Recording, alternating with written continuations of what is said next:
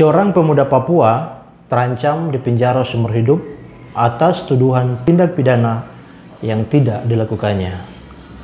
Penasaran? Tonton terus channel ini.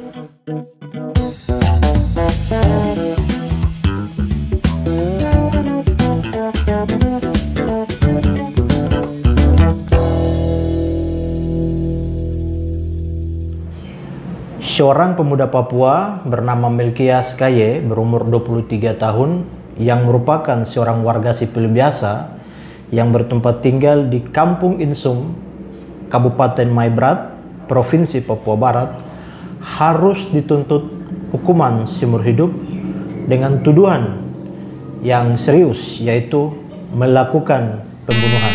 Pada faktanya, Melkias merupakan korban salah tangkap aparat kepolisian dalam upaya proses hukum peristiwa Kisor Maibrat pada 2 September tahun 2021. Melkias telah menjalani sidang selama 4 bulan di Pengadilan Sorong sejak Oktober tahun 2022 hingga Januari 2023 pasca penangkapan dan penahanannya pada 31 Januari 2022. Dalam sidang pembuktian, tidak ada saksi yang mengaku melihat secara langsung Melkias melakukan pembunuhan.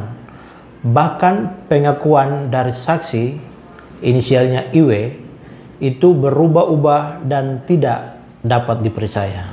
Melkias Kaye mengaku saat penahanan dan pemeriksaan di kepolisian, ia tidak didampingi oleh kuasa hukum.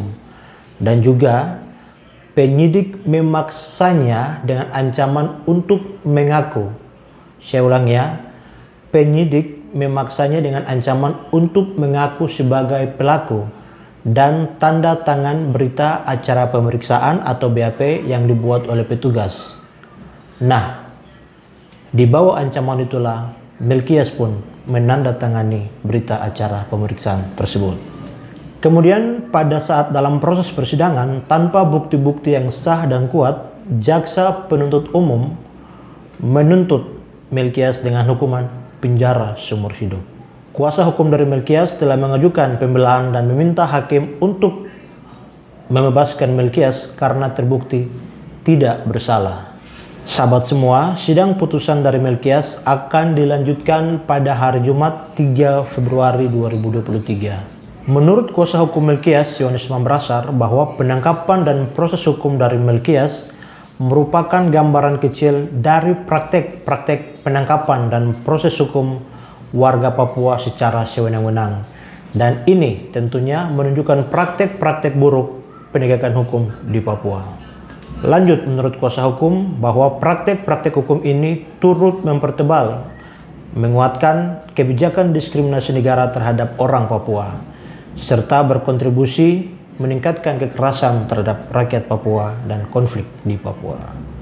Para sahabat semua, bahwa dengan melihat fakta-fakta mulai dari BAP sampai pada penuntutan, bahwa secara sah dan meyakinkan kita ya, bahwa berdasarkan bukti-bukti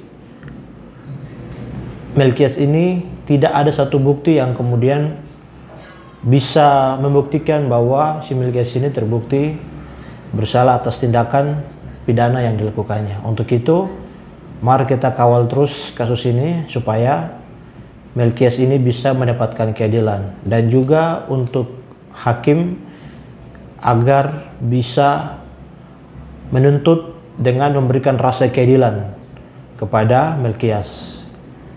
Kami juga meminta dan kami percaya bahwa hakim bisa adil.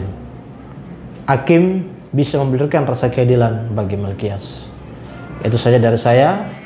Salam jumpa dalam channel yang akan datang.